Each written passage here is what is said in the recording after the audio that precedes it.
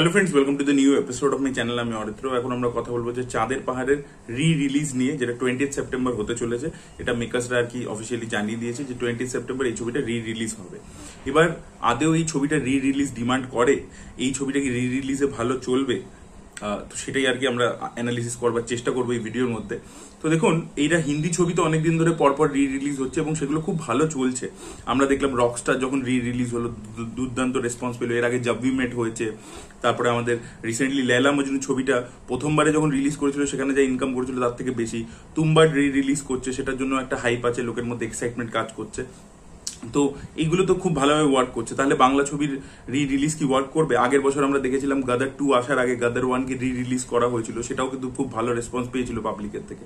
তো রিলিজ করার ক্রাইটেরিয়া কি? সবচেয়ে প্রথমে আমাদেরকে এটা বুঝতে হবে কোন ছবিকে রিলিজ করলে সেটা ভালো চলতে পারে।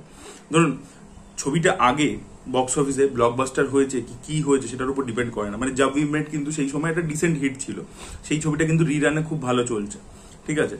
তো আগে বক্স অফিসে মানে ইনিশিয়াল রিলিজে কি পারফরমেন্স করেছিল, লাইলা মজনু যেরকম একেবারে চলেনি, বাট রিরানে খুব ভালো চলছে, প্রচুর লোকে গিয়ে দেখেছে ছবিটা। তো সেটাই কথা যে আগের বক্স অফিস ফেট কি ছিল সেটার উপর কিচ্ছু ম্যাটার করে না। দুটো জিনিসের উপর ম্যাটার করে, সেটা হচ্ছে সবচেয়ে প্রথম যে ছবিটা এজ করেছে কিনা ঠিকঠাক ভাবে। কারণ কিছু ছবি আছে যেটা সেই সময় ঠিক ছিল, কিন্তু পরবর্তীকালে সেই ছবিটা যখন আপনি দেখবেন আপনার ডেটেড মনে হবে।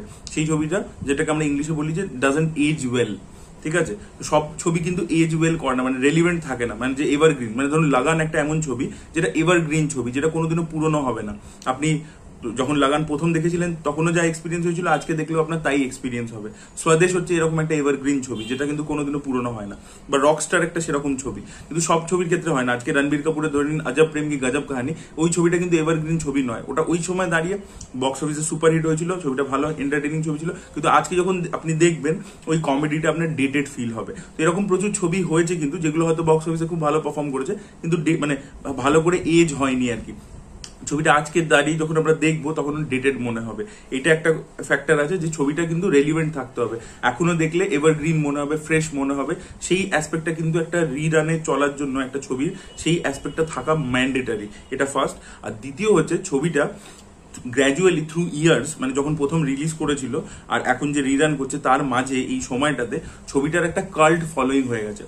কাল্ট ছবি মানে কি, যে একটা ছবি তার একটা নিজস্ব দর্শক হয়েছে, তৈরি হয়েছে, সেটা টেলিভিশনের মাধ্যমে, সেটা ওটিটির মাধ্যমে, সেটা রিলসে, ফেসবুকে, সেগুলোর মাধ্যমে এটার একটা ফ্যান ফলোইং হিউজ তৈরি হয়েছে। যারা এই রিরানে এই ছবিটাকে দেখতে যাচ্ছে because of the nostalgia value, তারা এতটা পছন্দ করেছে, তারা ওই ছবিটাকে বিগ স্ক্রিনে মিস আউট করতে যায় না। প্রথমবারে মিস করে দিয়েছিল, দ্বিতীয়বারে তারা দেখতে যেতে চাইছে। এই যে লেলা মজনু ছবিটা যখন বেরিয়েছিল 2018 সালে, নোটিসই হয়নি, কিন্তু পরবর্তীকালে ছবিটা কিন্তু ধীরে ধীরে ধীরে ধীরে গ্রো করেছে। লোকে কিন্তু দেখবেন, আপনি ইনস্টাগ্রাম খুলুন, লেলা মজনু মানে এই রিলিজের সময় তো হয়েছেই, বাট রিরানের আগেও এটা কিন্তু বারবার প্রচুর লোকে কিন্তু রিলস কেটে শেয়ার করে যেত, গান শেয়ার হতো, এটা হতো। রকস্টার তো চিরকাল হয়েছে, তামাশার ক্ষেত্রেও সেটা আমরা দেখেছি যে তামাশা যখন রিলিজ করেছিল চলেনি, বাট পরবর্তীকালে একটা কাল্ট ফলোইং হয়েছে। গাদারের ক্ষেত্রে কিন্তু গাদার 1 বিশাল সেলফ ভ্যালু আছে, ছবিটা বারবার টেলিভিশনে রিরান হয়েছে, লোকে বহুবার দেখেছে, এবং গাদারের গান থেকে শুরু করে সবকিছু, তাই জন্য রিরানের লোকে নস্টালজিয়া ভ্যালুর জন্য দেখছে। ডিডিএল যে যেরকম রিরান ভ্যালু প্রচুর আছে, সেটা লোকে দেখেছে, তার একটা কাল্ট ফলোইং হয়েছে, সেটা লোকে দেখে যায়। ওটা আর কি সিনেমা আর নেই, ওটা একটা লোকের ইমোশন হয়ে গেছে আর কি। জব উই মেটের ক্ষেত্রেও তাই হয়েছিল, প্রচুরবার লোকে দেখেছে। এই প্রতিটা ছবি যেগুলো নাম নিচ্ছে এগুলো কিন্তু একটা কাল্ট ফলোইং আছে। যেমন তুম্বাড রিলিজ করছে, তুম্বাডের কিন্তু একটা হিউজ কাল্ট ফলোইং আছে। তুম্বাড যখন রিলিজ করেছিল ভালো ব্যবসা করেছিল, হিউজ মারাত্মক ব্লকবাস্টার ব্যবসা করেনি, কিন্তু এটা ভালো ব্যবসা করেছিল। কিন্তু যখন লোকে ছবিটা ওটিটিতে ডিসকভার করে, ইত্যাদি করে, ওরা একটা কাল্ট ফলোইং হয়েছে। যখনই দেখবেন আপনি ইনস্টাগ্রাম খুলুন, দেখবেন রিলসে লোকে রেকমেন্ড করছে, তুম্বাডের কথা লোকে বলবে, best, one of the best horror films of India, এটা বলবে।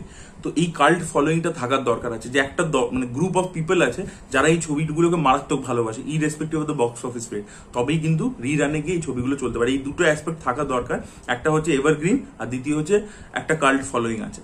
এবার চাঁদের পাহাড়ের ক্ষেত্রে কি আদৌ এই দুটো অ্যাসপেক্ট ম্যাচ করছে?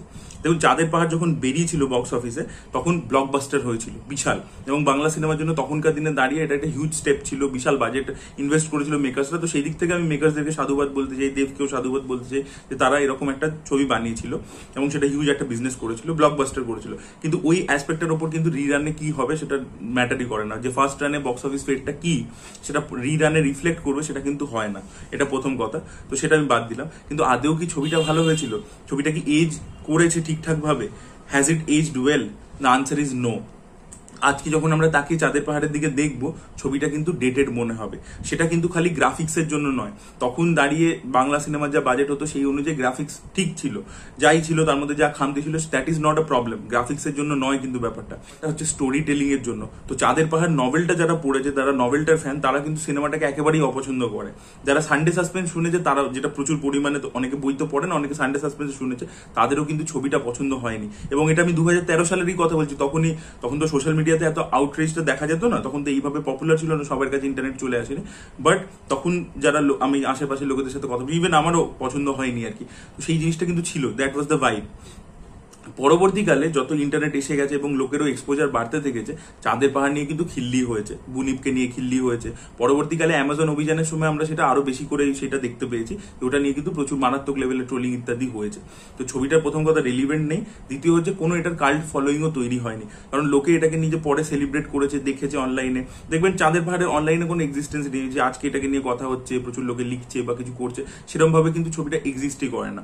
হ্যাঁ, দেবের কিছু ফ্যান ক্লাব আছে, তারা এগুলোকে নিয়ে পোস্ট করতে পারে, যে পাস্ট গ্লোরি মাঝে সাঝে কথা হলো, কিন্তু জেনারেল অডিয়েন্স যেটা নিয়ে কথা বলছে বা এটার একটা হিউজ কাল্ট ফলোইং আছে, সেটা কিন্তু চাঁদের পাহাড়ের ক্ষেত্রে একেবারেই নেই। পরবর্তীকালে ওটা রেদার একটা ট্রোল মেটেরিয়ালই হয়ে গেছিল। নভেলের ফ্যান ছিল, তাদের তো বক্তব্য হচ্ছে একদম প্লেন অ্যান্ড সিম্পল, যে ছবি মানে গল্পের যে এসেন্সটা ছিল, নভেলের যে এসেন্সটা ছিল, সেটা কিন্তু সিনেমাটা একেবারেই ক্যাপচার করতে পারেনি। সিনেমাটা একটা টাইমের পরে জাস্ট মানে একটা স্পেকটাকেল আরেকটা স্পেকটাকেল এরকম ভাবে এগোচ্ছে, ক্যারেক্টারটা শঙ্করের ক্যারেক্টারটার মধ্যে ভালো করে ঢুকতেই পারেনি।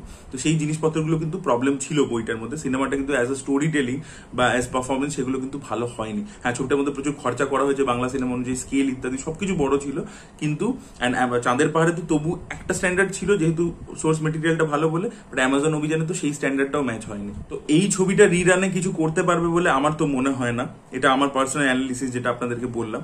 আর দ্বিতীয় কথা হচ্ছে, রাদার যদি রিরান করতেই হয়, আমার মনে হয় সাথীর রিরান করা উচিত, কারণ সাথী কিন্তু এখনো রেলিভেন্ট আছে। জেনারেল অডিয়েন্স কিন্তু সাথী নিয়ে কথা বলে, they are still excited about that pair and everything. গানগুলো এখনো রেলিভেন্ট আছে। সাথীর অনেক বেশি মানে শেলফ লাইফ আছে রাদার দেন চাঁদের পাহাড়, এটা ফ্যাক্ট। দেবেরও যদি ছবির কথা বলি, দেবের চ্যালেঞ্জের অনেক বেশি শেলফ লাইফ আছে রাদার দেন চাঁদের পাহাড়। চ্যালেঞ্জ বারবার দেখা যায়, আজকেও তাকিয়ে দেখলে ছবিটা কিন্তু ডেটেড মনে হয় না।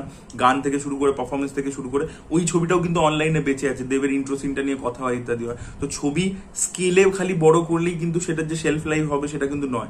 সাথী আর চ্যালেঞ্জ কিন্তু প্রাইম এক্সাম্পল, যেগুলো রিরান হওয়া উচিত। এবং দেখবেন SBF একবার এই রিরান করেও ছিল, কয়েকটা ছবি একটা সপ্তাহ জুড়ে অনেকগুলো কমার্শিয়াল ছবি রিলিজ করেছিল, এবং সেগুলো কিন্তু আপনারা দেখবেন উদয়ন সিনেমা ইত্যাদিতে কিন্তু লোকে গেছিল, দেখেছিল, এনজয়ও করেছিল, হলে সিটি তালি পড়েছিল, নেচেছিল।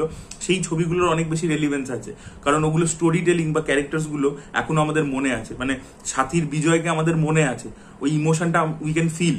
বাট চাঁদের পাহাড়ের শঙ্করে তো কোনো ইমোশনই পোর্ট্রে হয়নি, ক্যারেক্টারটা ভালো করে পোর্ট্রেই হয়নি, তো আমাদের সাথে ওটার কোনো কানেকশন নেই। হ্যাঁ, আমরা এইভাবে মনে রাখতে পারি ওই ছবিটা একটা বড় ব্যবসা করেছিল, দ্যাটস ইট।